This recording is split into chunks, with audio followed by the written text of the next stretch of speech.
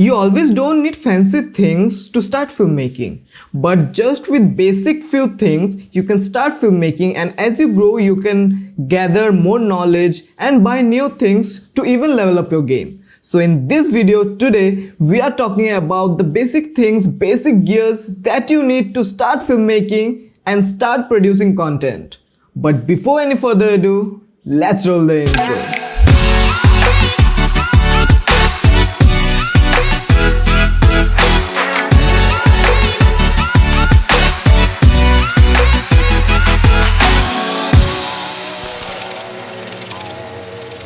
To start filmmaking, the number one thing that you need is very obvious, a camera, right?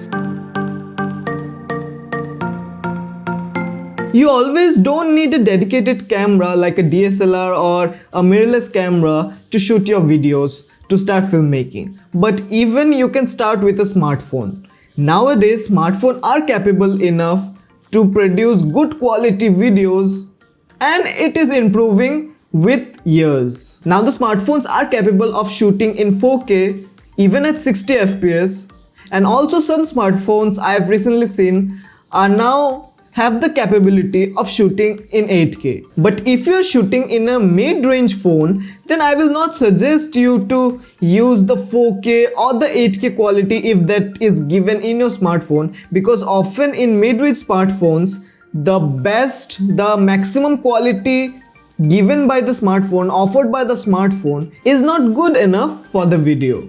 But you can shoot good quality content, good quality videos in full HD. So as a beginner filmmaker, you don't need 4K or you don't need even higher resolution videos. Even if you shoot in just full HD, you will be able to produce good quality content, because your skill doesn't matter in which quality you are shooting in. Your skill matters how much you know about filmmaking, how much cinematic shots you can get, and how much good content you can produce. But still, I will recommend you that if you can get a DSLR, an entry-level DSLR, then go for it, because the main advantage of that is the interchangeable lens. In smartphones, you cannot change the lens, so you are somewhat restricted to what you are just given in the smartphone.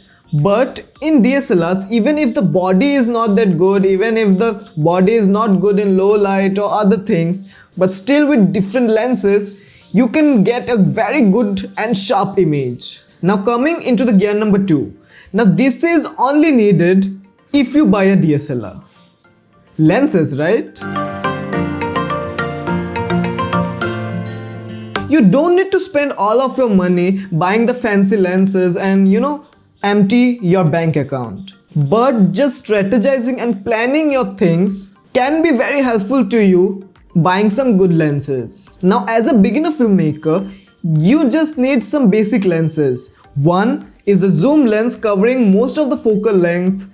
Especially the kit lens that is given covers a good range of focal length. Or even if you get a 24 to 70 mm lens, which is a very versatile focal length, you can take many types of shots with just this one lens. And with just a zoom lens, another lens that you need is a prime lens. Get a 50mm f1.8. It is one of the best lens, yet the cheapest in the prime lenses. But with this lens you can get high quality images and videos, producing a very nice looking video with a shallow depth of field. So all the gears I'm talking about, the links of all these gears will be in the description, so don't forget to check that out, because if you want to buy these things, then you will be able to start filmmaking as soon as possible. So after buying these two lenses, if you still have the money to buy another lens, then go for a wide angle lens, because if you buy an entry level DSLR, then it will be an APS-C sensor camera, so you will not get the full frame.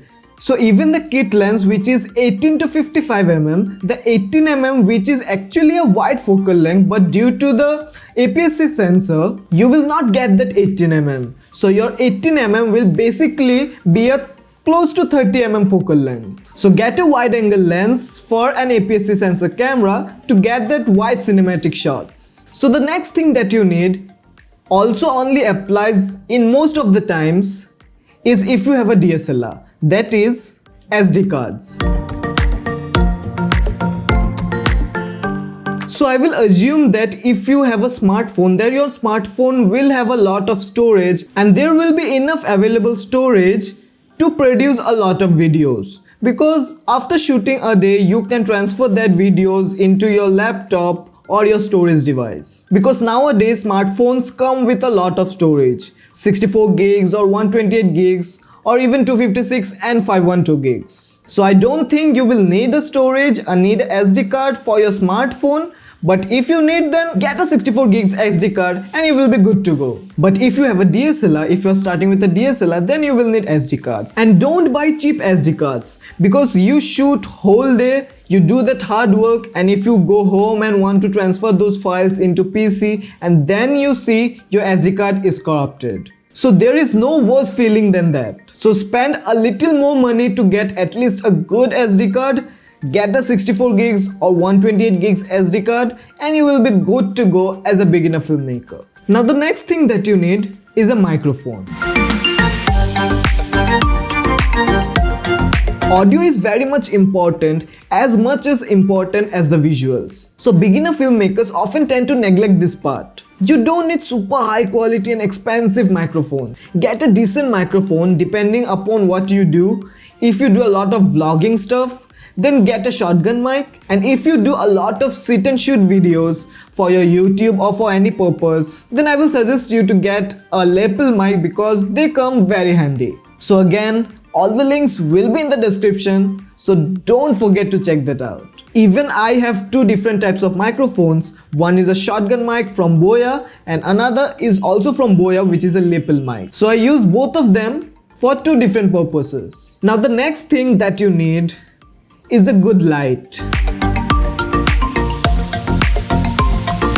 Now you don't need always artificial lights like from Godox or Aperture or any other brand, but natural light from the window, which is also a soft light during a cloudy day, can also be a good source of light for your videos. So if you don't have the money to spend in your lights, then find that spot in your room, find that spot in your house from where through the window a good amount of light comes, and just make sure that the light is soft enough and you don't face the sun directly, because directly if you face the sun, then the light will be a little harsh and you will not get that cinematic look. But if you have a little money to spend in your lights, then go for at least one light. You don't have to spend thousands of dollars just to buy one light, but even lights from Godox and other brands are cheap but yet offer value for money. Because the advantage with artificial lights is that you can control them. If you want to change the intensity of light, you can do that.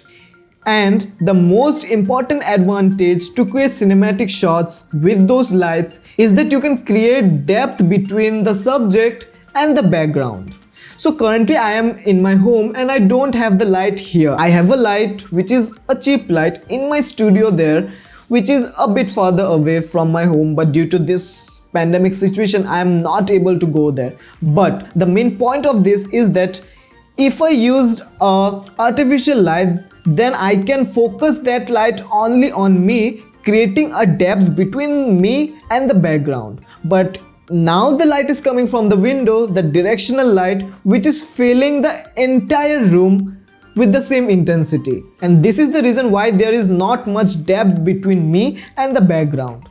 So if you want to get the cinematic shots with depth, then go for an artificial light. Now the next thing that you need is a stand to hold your camera.